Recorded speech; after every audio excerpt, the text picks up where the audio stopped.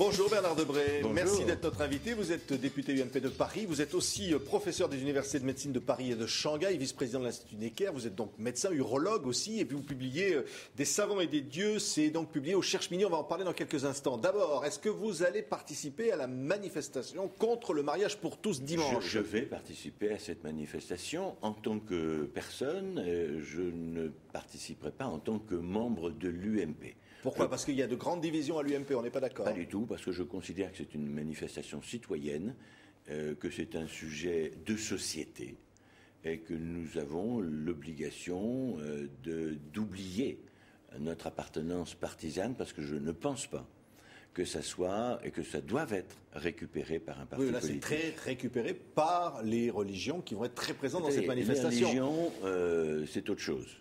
C'est une manifestation citoyenne, donc je serai là en tant que citoyen.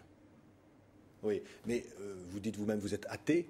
Néanmoins, on voit bien que sur cette question, pourquoi on refuse aux homosexuels le droit, les mêmes droits finalement qu'aux hétérosexuels? Mais parce que tout ça, c'est la création d'une nation, la création d'une société qui doit être duale. Un homme, une femme et des enfants. Et le mariage va automatiquement engendrer, évidemment, l'adoption, la PMA, même Alors, si la aujourd'hui... proclamation médicalement assistée, en l'occurrence, reporter l'examen, en tous les cas, au projet de loi, est reporté, selon les socialistes, au mois de mars. Tout simplement pour des raisons techniques, parce que cet amendement n'avait pas à être dans cette loi. Et cet amendement relève de la politique de la santé et sera mis dans une loi sur la santé. Vous pensez que c'est un recul des socialistes? Mais attendez, il y a un mariage. Si le mariage est accepté, il est plein et entier, c'est-à-dire qu'il ouvre les portes à tout ce qu'induit le mariage, comme le mariage hétérosexuel. Le mariage hétérosexuel induit la PMA, la procréation médicalement assistée pour les couples stériles. Oui. Et donc on ne peut pas dire on va créer un mariage homosexuel mais qui sera restreint. C'est constitutionnellement stupide. Donc cette discussion sur la PMA n'a pas lieu d'être. Si le mariage est accepté, la PMA viendra automatiquement. Vous pensez qu'il faudrait un référendum sur cette question? Je pense qu'il serait bon de faire un référendum. Je l'ai dit, je l'ai déjà annoncé depuis longtemps. Il y a la nécessité d'en appeler au peuple majeur. Qui a voté à l'élection présidentielle, et François Hollande n'avait pas caché qu'il avait ce projet dans son programme. C'était clair. Bien, c'est un peu aussi hypocrite de dire ça. Croyez-vous vraiment que les Français ont voté pour les 61 propositions les unes après les autres? Autrement dit, on vote pour tout, mais on ne peut pas faire le tri. Deuxièmement, vous savez parfaitement bien que cette élection, et François Hollande est parfaitement bien élu, mais il y a aussi eu un rejet formidable de Nicolas Sarkozy, et il est normal, nécessaire, de temps en temps, dans des grands sujets, devant des grands sujets. Mais les Français sont plutôt favorables au mariage homosexuel. On verra bien. Alors, dans ces cas-là, pourquoi a-t-on peur d'un référendum? Oui. Moi, je serais très favorable. La laïcité, hier, François Hollande a présenté ses vœux aux religions, au monde des religions. Alors évidemment, il y a une question très forte qui se pose autour de cette laïcité. Vous pensez que c'est un vrai sujet de débat en France? La laïcité? Oui, mais il faut savoir ce que ça veut dire. La laïcité, c'est de permettre à toutes les religions de s'exprimer et sans s'exclure l'une l'autre.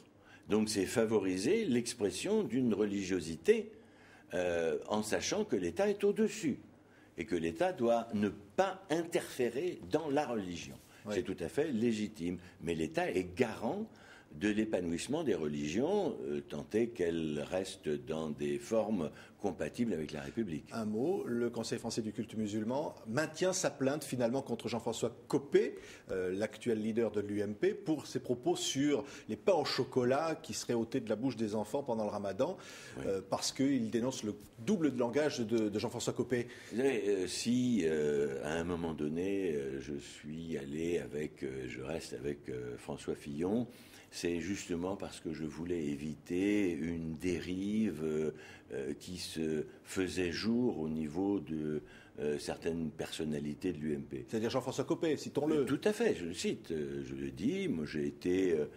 c'est pas uniquement le pain au chocolat, c'est des phrases mises bout à bout qui font que il y a de temps en temps une frontière entre certaines phrases du Front National qui s'estompent. Et ça, moi, je ne peux pas l'accepter. Oui. Alors, on va évidemment parler du sujet qui nous préoccupe, des savants et des dieux, publié donc au Cherche-Midi. Après votre livre sur les médicaments, qui est un carton d'ailleurs en librairie, les 400 médicaments dangereux, etc. 4000 médicaments, il y en a peut-être encore d'autres. Utiles, inutiles ou dangereux. On parle d'ailleurs maintenant de la pilule de 3e génération aujourd'hui. Mais oui, mais j'avais dans le livre, avec Philippe Even, fait un chapitre, un paragraphe, sur la pilule de 3e et 4e génération en disant qu'elle était dangereuse. Et qu'on le savait. On ne l'a pas inventé, ce livre. On a repris les études qui ont été faites par les laboratoires, quelquefois cachées, quelquefois masquées, quelquefois oubliées. Et nous avons mis en évidence certaines, connexions, conflits d'intérêts entre des décideurs au niveau de l'Agence française de sécurité sanitaire et des laboratoires, entre des politiques et des laboratoires, de droite comme de gauche. Oui. Et je suis assez frappé de voir qu'en France, il y a une indulgence qui n'existe plus, elle existait auparavant, aux États-Unis ou en Angleterre. Un mot donc des savants et des dieux. Vous avez voulu raconter finalement que les religions et finalement les technologies, la science, tout ça est lié?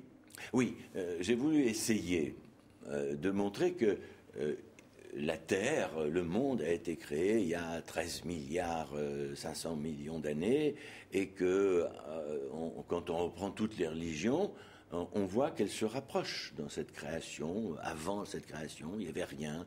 Il y avait le chaos, le tohu-bohu, et dans toutes les religions. Et puis on voit le phasage. On voit à partir de 5 milliards d'années, on voit l'apparition de la Terre, de la lumière, et la lumière fut. Et j'ai essayé de rapprocher les livres de toutes les religions avec la science.